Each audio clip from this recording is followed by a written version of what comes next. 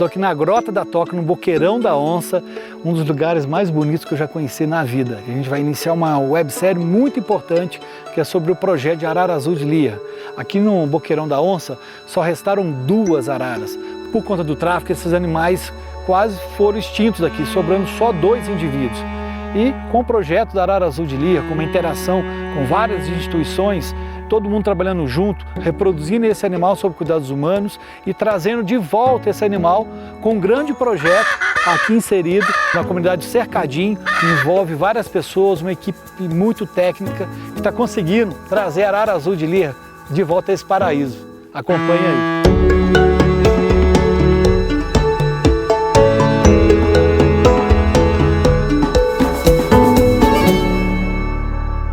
Eu sou Érica Pacífico, sou bióloga, eu fiz meu doutorado, meu mestrado e meu doutorado estudando a biologia da arara azul de Liar, biologia e aspectos ecológicos da espécie. No Boqueirão da Onça, meu papel passa a ser revigorar a população. Para isso, o que a gente faz é chegar lá e ver, só existem 2 indivíduos, não tem mais nada que a gente possa fazer aqui, a não ser reintroduzir novas araras. Eu trabalho com arara azul de Liar há mais de 10 anos, inicialmente acompanhando minha colega Érica Pacífico, quando ela veio fazer as coletas de dados para o mestrado dela, que a gente estava começando a investigar sobre a biologia da arara azul de Liar. Em algum momento a gente vem conhecer o Boqueirão da Onça, acho que perto de 2016, 2015, sabendo que só restavam mais 2 indivíduos aqui, afastados da população principal.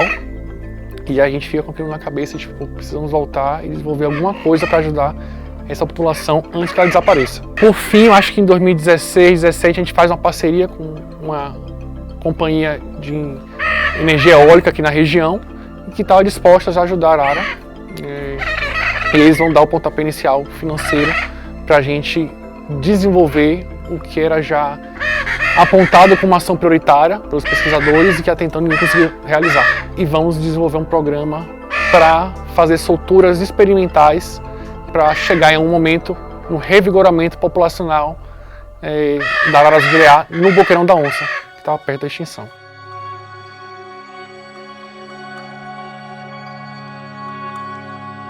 Então, com o apoio do CEMAV também, com o apoio do ICMBio, a gente se conecta com o grupo de cativeiro, o antigo plano de manejo da arara azul de Liar, que são grupos de pessoas que têm as aves sob cuidados humanos em zoológicos, em criadouros, aves que foram resgatadas no Raso da Catarina, aves que se machucaram e que estão se reproduzindo em situação artificial, E a gente forma um grupo de conservação integrada e a gente passa a criar uma infraestrutura no Boqueirão da Onça para revigoramento da população que foi extinta na década de 90, que entrou num processo que a gente chama de extinção funcional.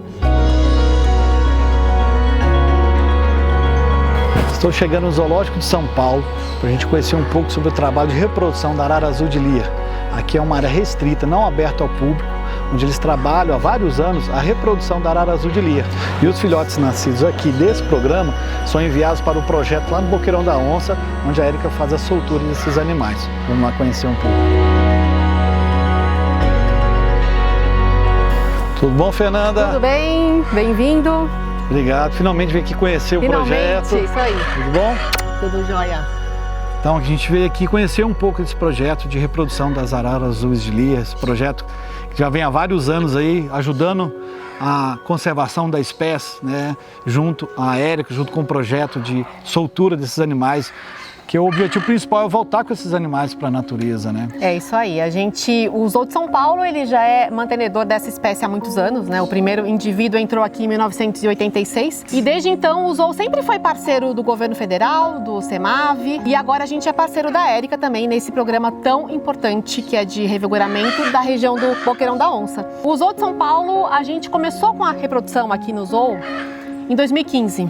A gente sabe que essa arara de Liar, ela tem uma dificuldade na reprodução. Depois que esse casal é formado, a gente percebe que a reprodução ela vai fluindo. Muitos casais a gente acaba formando pelo flocking, ou seja, a gente junta vários indivíduos da mesma idade reprodutiva para que eles se escolham. Que é o melhor método porque vai no modo, vamos dizer, mais natural, né? É o mais natural. E aí, obviamente, que a gente tem que se preocupar com a parte genética, né? Então, a gente tem que ver qual casal que se formou e se a genética deles é compatível ou não. Né? E por enquanto, a gente tem aqui um casal reprodutivo, que é um casal que já reproduziu diversos animais, diversos filhotes. Foram 17 filhotes nascidos. 17 filhotes, olha que sucesso. A destinação para a Érica, para esse programa de revigoramento, é o fim de um trabalho, né? A gente entende que é o nosso objetivo principal. Sim. Que é a gente conseguir chegar. Não, porque vai começar outro trabalho lá. Que é muito extenso. É muito complicado. Porque você está salvando, revigorando a genética na natureza, através desses animais que infelizmente não conseguem mais viver na natureza por algum motivo. Então eles são super importantes esse trabalho de manutenção e reprodução para alimentar todo esse projeto, essa cadeia, né? E a gente trabalha como se fosse uma única população. Uma parceria se está grande. Em São Paulo, se está na Espanha, se está fora, a gente tem que entender que é uma única população. E agora a gente pode conhecer aqui esses indivíduos que estão aqui no zoo, para que vocês conheçam quem são os casais, né? Conhecer o casal reprodutor e também o Teobaldo, que foi o primeiro que nasceu. Nascido no Brasil, foi daqui. Sob cuidados humanos. De São Paulo. Se hoje ele está aqui, a gente já conseguiu formar um casal. E agora tomara que ele reproduza. E agora a gente aguarda a reprodução dele. Vamos lá conhecer o Teobaldo. Vamos lá. Agora a gente está no corredor de segurança, vou falar um pouco mais baixo. Aqui está o casal reprodutor, tem essa piaçaba aqui que é uma barreira visual para o animal ficar mais tranquilo. E é legal falar, né? Esse trabalho lá do fundo, que eu acho que ficou muito bonito, que é um trabalho de zoo designer para mimetizar onde o animal faz a postura.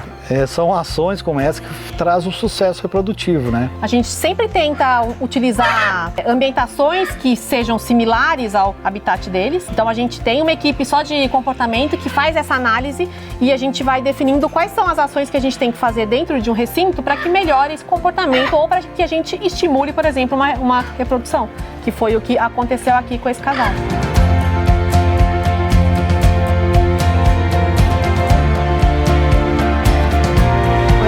Então agora a Fernanda vai entrar no recinto do Teobaldo, que é o primeiro animal nascido aqui no Brasil sob cuidados humanos. Então ela vai fazer o enriquecimento ambiental. Então esse daqui são alguns enriquecimentos que a gente utiliza dentro do recinto. Todos os dias eles recebem enriquecimentos diferentes. Isso é importante para que eles desenvolvam os seus comportamentos naturais, então a gente estimula. Bom, então esse daqui é o casal jovem que a gente tem, é o Teobaldo e a Guadalupe. O Teobaldo foi o primeiro que nasceu aqui sob cuidados humanos, aqui no Brasil, aqui no Zoo de São Paulo. E o Teobaldo ele foi criado artificialmente e o nosso medo era que ele criasse um vínculo com os humanos e isso pudesse dificultar a reprodução. Mas a gente percebeu que com a maturidade dele sexual, né, ele já está pronto para reproduzir, ele foi mudando esse comportamento. Então ele deixou de gostar dos humanos, que é o que a gente busca, e sim, ele formou esse casal com a Guadalupe, tanto que quando a gente entra no recinto, ele vai para o ninho para defender o ninho.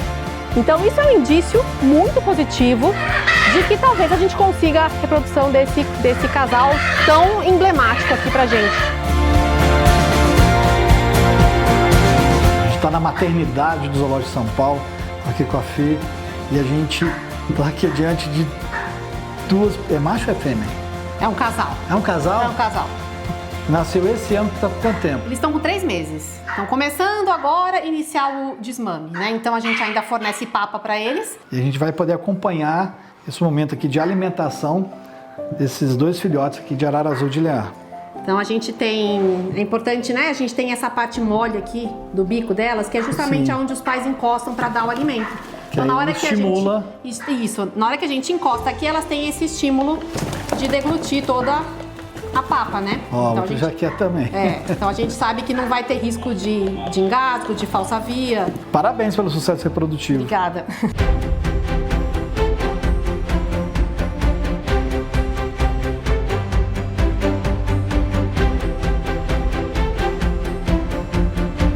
O que é muito legal é que o Zoológico de São Paulo tem trabalhado em prol da conservação, realizando uma série de parcerias.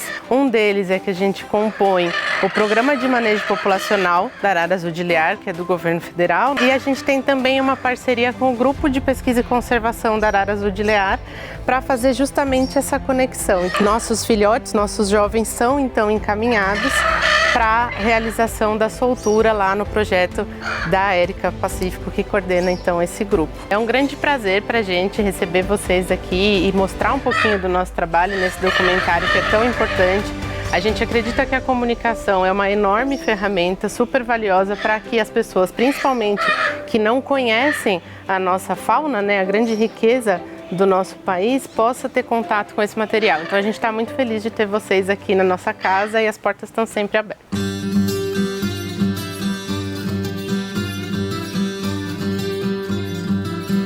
Sou bióloga do Grupo de Pesquisa e Conservação da arara azul de Lear, sou especialista em comportamento animal e eu, junto com a Tatiana Andrade e a Fernanda Rieira, somos responsáveis pela execução e aprimoramento do protocolo de treinamento das aves que vão para a soltura. Diariamente a gente realiza a coleta de dados comportamentais, então a gente avalia a dinâmica social entre os indivíduos, se eles estão se alimentando, se eles estão conseguindo voar, se eles estão respondendo adequadamente aos treinamentos, e para isso a gente tem uma torre de observação ao lado do viveiro, uma torre camuflada, que é onde a gente fica alocado para coletar esses dados.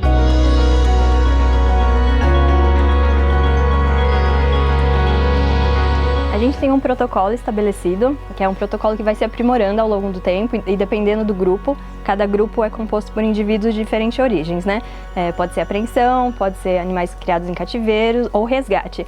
Então, cada grupo vai expressar um comportamento diferente, né? E a gente tem que adequar o protocolo para cada grupo, com 3 treinamentos diferentes. Um é para o treino de voo, para que as aves estejam aptas a alcançarem distâncias para buscar alimentação, né, para fugir de predador. Tem também o treinamento alimentar. As aves chegam consumindo alimentos de cativeiro e gradualmente a gente vai substituindo pelo licuri. Então, no final da etapa do processo do treinamento alimentar, elas são totalmente independentes quanto a reconhecer o licuri, manipular e consumir. E tem também o treinamento antipredação, né, que é para que elas sejam aptas a reconhecerem os predadores, né, a águia chilena, cachorro, que é um risco na região, em qualquer região que seja, né? E até o ser humano. Ao término do protocolo, a gente faz uma avaliação final para saber se os indivíduos estão aptos ou não e definir se a gente pode liberar esses indivíduos na natureza ou não, se eles vão ter chances de sobreviver ou não. Eu sou a Camila Menezes, eu sou bióloga.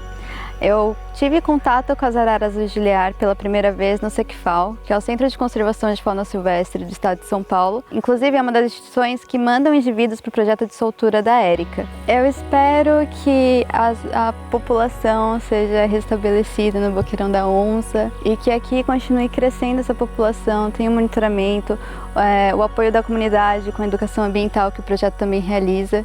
E é fantástico, porque a gente precisa conhecer para respeitar e aprender a conviver, né?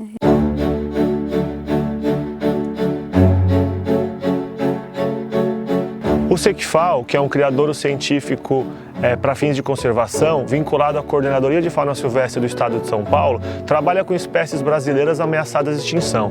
Uma dessas espécies é a arara azul de Lear. Em 2015 foi a inauguração do CECFAL e a partir de 2018 começamos a obter sucesso na reprodução das araras de Lear, que hoje contamos com 3 casais em atividades reprodutivas. Hoje já tivemos 22 filhotes nascidos aqui e parte desses, em 2 levas, foram enviadas para soltura no Boqueirão da Onça. E continuamos trabalhando para aumentar esse plantel tanto em cativeiro para as ações de conservação, quanto para restabelecer a população natural lá no Boqueirão da Onça.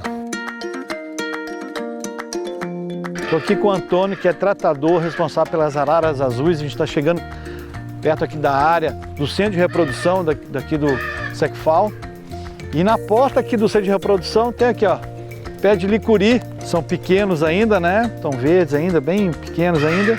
Mas isso aqui é muito importante ter aqui para poder oferecer para os animais.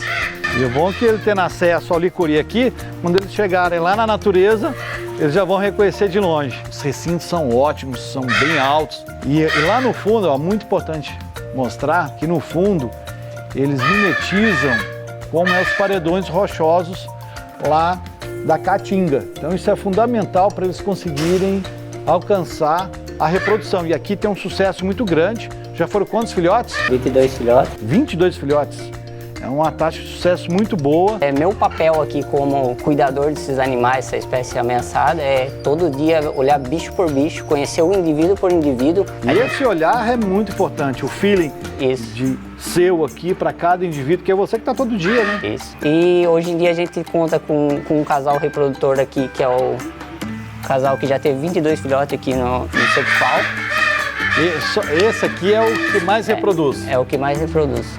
E é interessante porque você tem esse paredão e os ninhos, eles são como se fossem as cavernas, né, lá da Caatinga, dentro dos paredões, mimetizando aí, mais uma vez, o comportamento natural da espécie. Agora a gente vai mostrar uma parte que é muito importante para o sucesso reprodutivo, que é a parte de ninho. Fica na parte de trás aqui, a gente vai poder mostrar que eles chamam de complexo de ninho. Vamos lá? É um local onde os bichos têm acesso por uma entrada do tamanho deles. E aqui a gente tem acesso aos ninhos, aos ovos, aos filhotes, no caso. Essa parte é importante para o manejo de ninho, observação. Então é muito importante ele ter acesso aos ninhos, mas de forma reservada. Então por isso tem essa parte de manejo, que eles chamam de complexo de ninhos. E o interessante, vamos mostrar, são a quantidade de ninhos que tem aqui, né? Tem as entradas lá daquele paredão que imita as cavernas, né? Os paredões rochosos da Caatinga. E aqui eles entram e tem várias conexões de vários ninhos. É uma forma de defesa. E aqui ó, elas fazem a mesma coisa. Elas entram pelo paredão lá e vêm fazer a postura no ninho aqui atrás. Então oferecer isso é muito importante, que você mimetiza o que acontece na natureza. É por isso que o animal reproduz também aqui. Parabéns pela estrutura.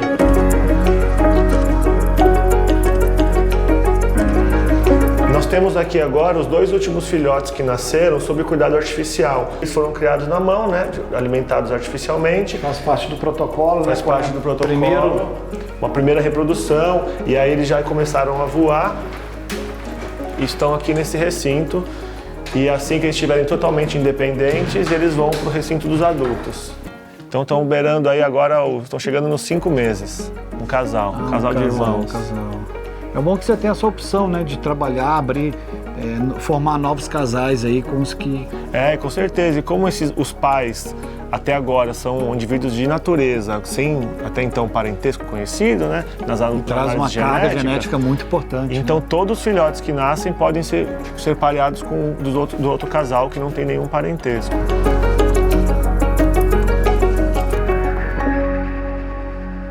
Cauê, queria te agradecer pela disponibilidade, abrir as portas para a gente poder vir gravar aqui e mostrar o trabalho do Secfal, né? E mostrar o quanto é importante esse trabalho ex-situ. É muita gente trabalhando em prol da conservação. Então, meus parabéns pela estrutura, pelo sucesso reprodutivo e mais uma vez, muito obrigado aí por abrir as portas para nós aí. Valeu, foi um prazer, sempre que necessário, quiser conhecer nosso trabalho, até para divulgar e fazer com que o público geral saiba esse requerimento de conservação que nossas espécies têm. Não basta fazer só nos bastidores, né? É importante que o público saiba também o que está sendo feito. Que a população conheça, né, a nossa fauna de fato, né, o trabalho que é feito, enfim. Que vocês mantenham esse sucesso reprodutivo para que voltem mais araras azuis de Lear para os céus aí da Bahia. Com certeza, esse é um dos objetivos com essa espécie. Parabéns. A conservação da biodiversidade só é possível com a união dos 2 mundos da pesquisa. O ex-situ, que protege, reabilita e reproduz a espécie fora do seu habitat natural, e o in-situ, que atua na linha de frente, monitorando as aves da natureza, preparando-as para a vida livre e envolvendo as comunidades locais. Juntos, esses esforços fazem a grande diferença para um futuro mais azul, para a arara azul de Lear.